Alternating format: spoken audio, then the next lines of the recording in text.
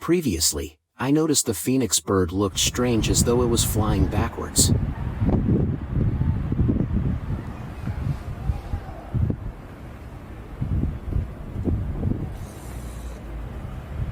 So I tried reversing the video and examined closer.